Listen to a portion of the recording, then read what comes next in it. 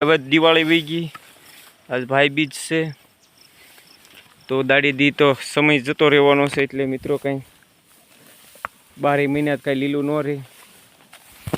સોમાં હવે શાળો ઢળી ગયો છે.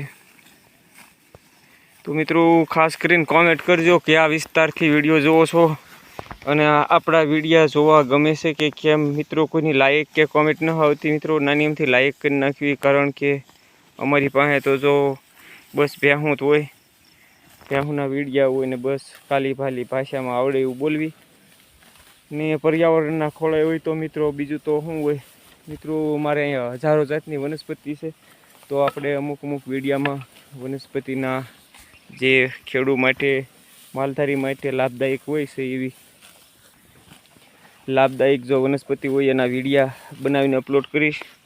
તો મિત્રો ખાસ કરીને વિડીયો પૂરો જોજો, કારણ કે કોઈ માણસોને લાભ થાય ને. મિત્રો આપણી જાફરાબાદી બફેલો કેવી લાગી છે ખાસ કરીને કહેજો, કારણ કે આપણે ભેંસું વારે તો આખો દી રાત કામ કરવાનું હોય, કારણ કે આપણો ધંધાની ઓલા કહેતા નહીં, ધંધા આગળ ધંધો, માલ આપણે ન મેકે ને આપણે માલને ન મેકવી. એમ આમાં કાંઈ મિત્રો કાંઈ વધી ન જાય. માણસો થાય કહેતા કે એ ભાઈ તમારા ગોવાળીઓને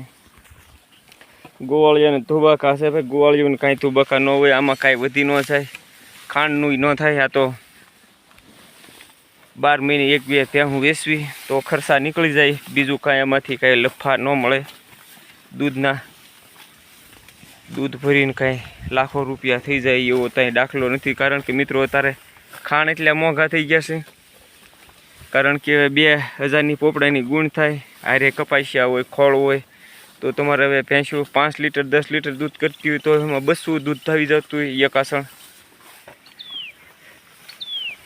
બસ એક પારું જે ઉતરે મિત્રો તો એની કમાણી થાય, એ કમાણી બતાય, તે એની સેવા કરવી પડે. 12 મહિના એક વેતર દો, હામાં વેતરે એની કિંમત આવે. પહેલાં વેતરે વેચો તો પહેલાં વેતરે આવી ભેંસું હોય તોય તે કિંમત ન આવે ને એવું હોય મિત્રો અમારે. તો મિત્રો ખાસ કરીને પહેલો વિડીયો જોતા હોઈએ લાઈક કોમેન્ટ ને ચેનલને સબસ્ક્રાઈબ કરી લેજો, કારણ કે આપણે પર્યાવરણથી જોડ્યા. બસ આપણે વિડીયા ઝાઝા ભાગે તો ભેંસુના જ આવતા હોય છે ને ખેતીવાડીના થાય કે આપણે કોઈક પ્રોગ્રામમાં ગયા હોય તો ડાક ડમરું છે, અખિયાણના ભજનના એવા વિડીયા બનાવીને અપલોડ કરતા હોય, કારણ કે આપણા પોતાના ખુદના ઉતારેલા હોય.